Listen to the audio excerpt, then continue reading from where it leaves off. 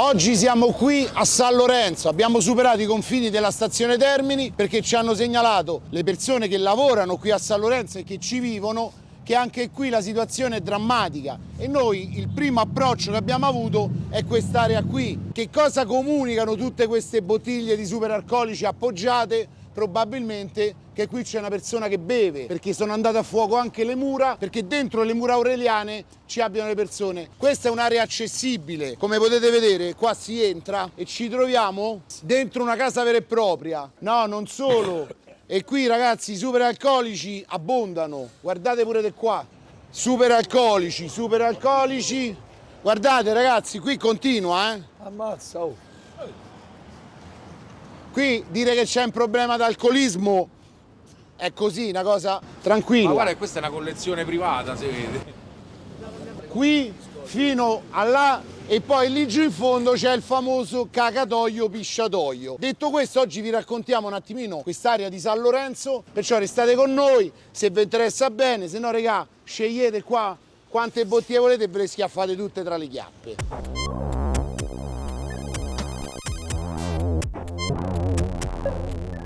Questa, come dicevamo, area teoricamente archeologica, ci sono i lavori in corso e qua ci sta di tutto, ma qui sembra che vengono proprio coi sacchi a buttare la monnezza. Bottiglie rotte. Occhio lì perché ci stanno vestiti, qui c'è sta un ombrellone spellato.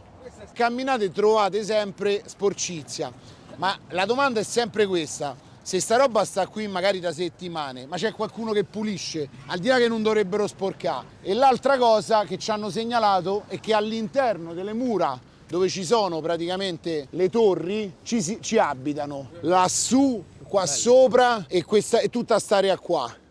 Questo è Piazzale Tiburtino. Questa è la parte delle mura che è andata a fuoco. Sono entrati 3 ragazzi all'interno per vedere qual è la situazione. Ovviamente c'è un pericolo perché c'è gente dentro. E qui, entrando nel cantiere, che è aperto, vedete ci sono ancora tutti gli attrezzi del cantiere, scopriamo che c'è una scala che porta praticamente sopra. Ovviamente questa è un'area pericolosa.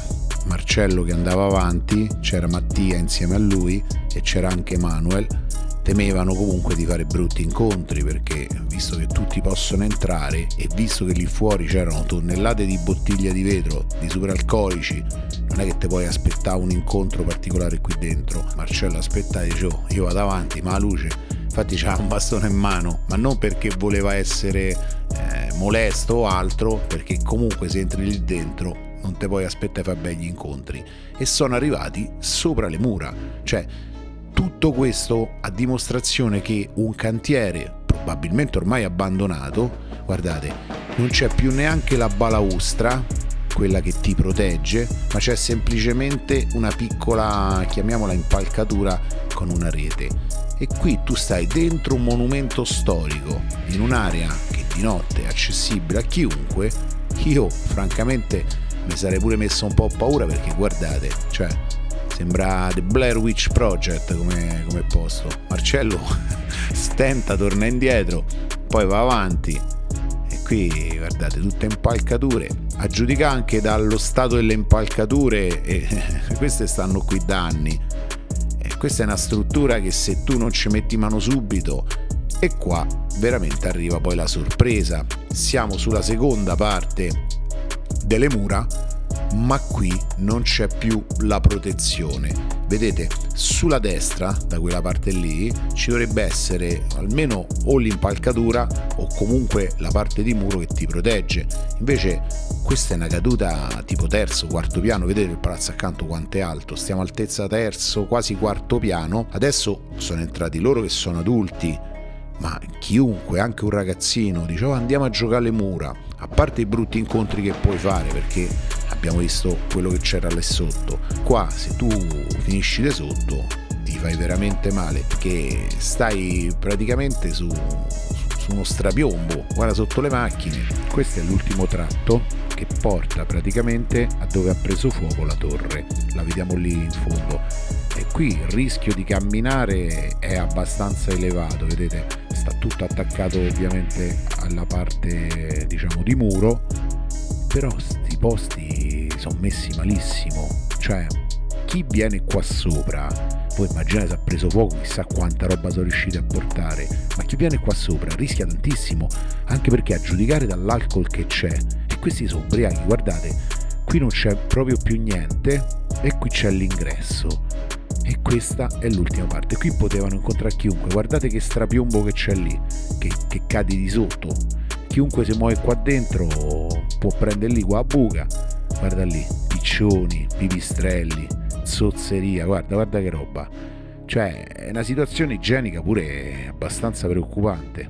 Poi vanno avanti e lì giù in fondo c'è proprio l'ultima torre, eccola là. Si vedono, guardate bene come si vedono le fiamme. Qui la somma del pericolo della caduta, più il rischio di fare brutti incontri lì dentro, più il fatto che se ha preso fuoco magari ci sta ancora qualche rimasuglio, o addirittura la struttura magari c'ha un problema o ha ceduto, perché voi immaginate tante fiamme lì dentro in una struttura che ha comunque centinaia se non migliaia di anni in questo caso, poi queste sono state costruite dopo sopra le mura, però stiamo a parlare comunque della struttura vecchia. Vedi, si sono proprio fermati, guardate lì dentro, già si vede qua una tonnellata di roba, bottiglie, ferro bruciato, guardate lì per terra, ha preso fuoco tutto. Cioè questa è una cosa assurda, pensare che dentro le mura aureliane ci sia una situazione del genere, non solo che ci accedi senza far fatica, cioè basta che entri dalla parte aperta del cantiere e non c'è nessun controllo, non c'è una telecamera, non c'è un allarme, non c'è niente,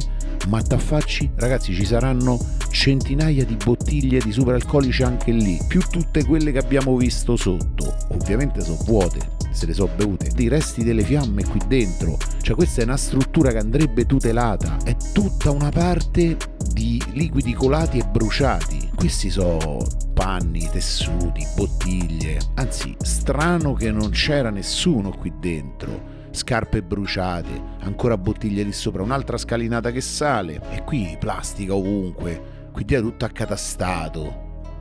Ma mai vista una roba del genere? Cioè mai avrei pensato che lì dentro si poteva trovare una cosa del genere, e stiamo a parlare di un monumento nel centro di Roma. Ma vergogna veramente. Io se fossi sovrintendenza credo delle belle arti o qualcosa del genere, mi farei veramente una domanda su come viene tutelato il patrimonio. Vedete lì a sinistra addirittura c'è il rischio caduta, non c'è uno spazietto per camminare.